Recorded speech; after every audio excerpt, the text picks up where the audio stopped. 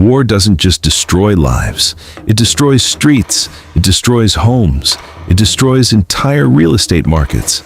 But here's what most people don't realize. While bombs fall, while families flee, while headlines scream crisis, some people are quietly watching property prices, because every war in modern history has done something shocking to real estate. It crashes first, then it explodes.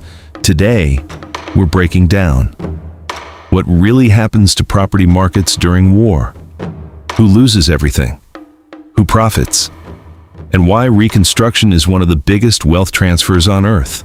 This is the hidden real estate cycle of war. The moment war begins, three things happen immediately. Buyers disappear, banks freeze, prices collapse. In 2022, when conflict escalated in Ukraine, property transactions dropped dramatically within weeks. Why? Because real estate depends on stability, and war destroys stability. Investors panic, insurance companies raise premiums or stop coverage entirely. Mortgage lending slows or stops. In many war zones, property values drop 30 to 70%. Construction halts. Foreign investment evaporates. But here's the twist. The collapse isn't random. It's patterned. And that pattern repeats across history. When war engulfed Syria, entire neighborhoods were reduced to rubble.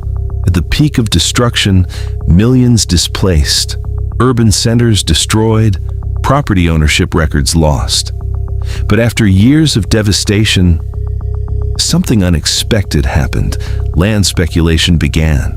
Developers aligned with power structures quietly accumulated damaged property at extremely low prices, because reconstruction contracts were coming, and whoever owned the land would control the future city.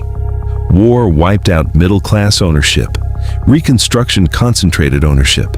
That pattern is critical. After every major war, one industry explodes: construction. Rebuilding is not small. It's trillion-dollar scale. Organizations like the World Bank and United Nations often coordinate massive reconstruction funding. When rebuilding begins, cement demand surges, steel prices spike, infrastructure contracts multiply.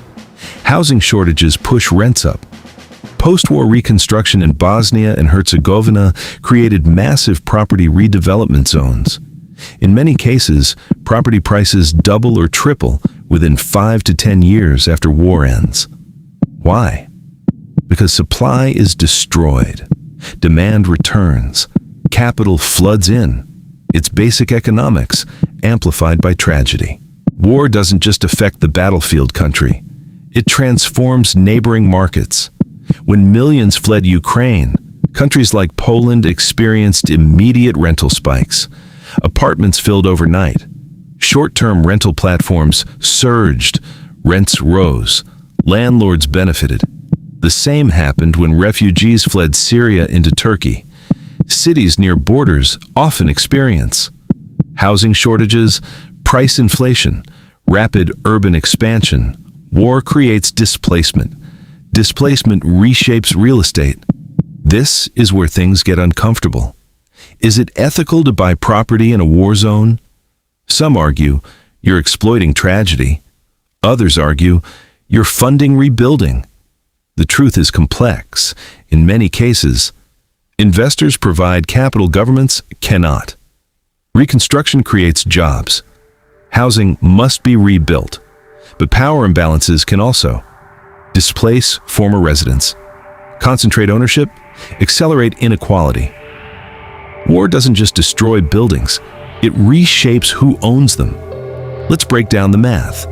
Imagine a city loses 40% of its housing stock.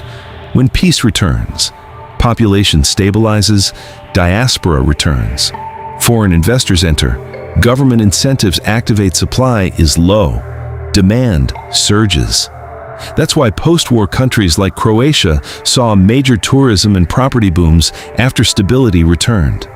And cities outside conflict zones, like Dubai, often benefit during instability because global capital seeks safety. Money always moves. It never disappears. Professional investors don't ask, "Is there war?" They ask, "How long will instability last?"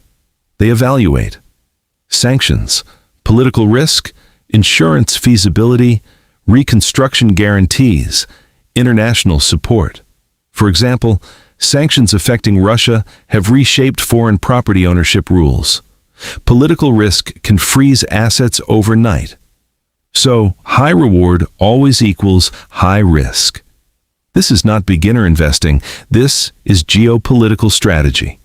Modern wars are different. Cities are smarter. Infrastructure is digital.